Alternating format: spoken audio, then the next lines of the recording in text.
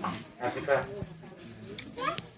ଏଇ ଯୋଉ ସମ୍ବର୍ଦ୍ଧନା ସଭା ଆପଣ ମାନେ ଗାଁ ମାଠରେ ସ୍ୱାଗତ କରୁଛନ୍ତି ତାକୁ ମୋ ତରଫରୁ ମୁଁ ସ୍ୱାଗତ କରୁଛି। ତେବେ ବେଶୀ କିଛି କହିବାର ତ ପ୍ରয়োଜନ ନାହିଁ, କିନ୍ତୁ ଏତିକି କଥା ମୁଁ କହିବି ଯେ ଆମର ବର୍ତ୍ତମାନ ଡୁ ଅର୍ ଡାଇ ବରବା ମୋର ସ୍ଥିତି ଆସିକି ପହଞ୍ଚିଛି। ତେଣୁ ଏଇ ମାମାଟିରେ ଆସିଯାଉଛି। ଆପଣମାନେ ଯଦି ବାସ୍ତବରେ ଜମି ରକ୍ଷା କରିବା ପାଇଁ ଚାହୁଁଛନ୍ତି ତାହେଲେ ମୁଁ ଆପଣଙ୍କ ସହିତ ଅଛି। ମୋର ସହଯୋଦ୍ଧା ମାନେ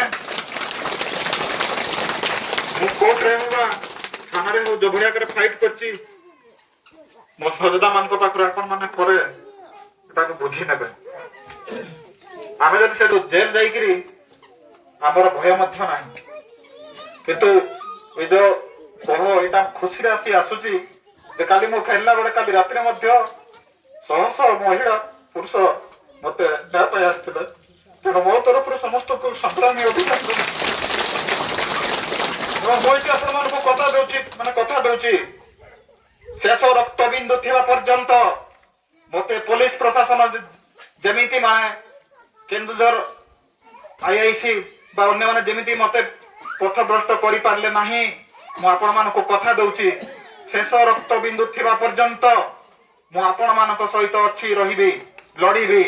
ନନ୍ କମ୍ପ୍ରମାଇଜ୍ ଜିନ୍ଦଲ ଏଇଠି ଜିନ୍ଦଲ ପସ୍କ ପ୍ରତିରୋଧ ମଞ୍ଚର ସମ୍ପାଦକ ଭାବରେ ସମାପ୍ତ କରୁଛି ଏବଂ ଏହି କାର୍ଯ୍ୟକ୍ରମ ଆଜି ଏଇଠି ଆମେ ସମାପ୍ତ ଘୋଷଣା କରୁଛୁ। ଏବଂ ମୁଁ ଗୋଟିଏ କଥା କହିବି, ସେମାନେ ଯୋଭଳି ଆକାରରେ ମିଛ କେସ୍ ଆମ ମାନଙ୍କ ଉପରେ ଲଦିଛନ୍ତି, ଏଇ ଆମ ଏରିଆର ଲୋକମାନଙ୍କ ମଧ୍ୟରେ ଆଗାମୀ ଦିନରେ ମଧ୍ୟ ଶହ ଶହ ସଂଖ୍ୟାରେ ମିଛ କେସ୍ ଲଦିବେ। ତାକୁ ଭୟ କରିବାର ନାହିଁ। ତେଣୁ ଆମେ ଯଦି ସମସ୍ତେ ଏକତା ହେଇପାରିବା, ଦେହରୀ ମାମୁ ଯୋଉଟା କହୁଥିଲେ ଯେ ଆମର ଏକତାଟାକୁ ବଜେଇ ରଖିବା, ତାହେଲେ ଆମର କେହି କିଛି କରିପାରିବେ ନାହିଁ। ତେଣୁ ମୁଁ ଏତିକି କହି ମୁଁ ମୋର ସଂକ୍ଷେପରେ ଏଇ ଯୋଉ କଥା ମୁଁ ଆପଣମାନଙ୍କ ସମ୍ମୁଖରେ ରଖିଲି। ଇନକ୍ଲାବ ଜିନ୍ଦାବାଦ, ଜିନ୍ଦଲ ପସ୍କ ପ୍ରତିରୋଧ ମଞ୍ଚ ଜିନ୍ଦାବାଦ।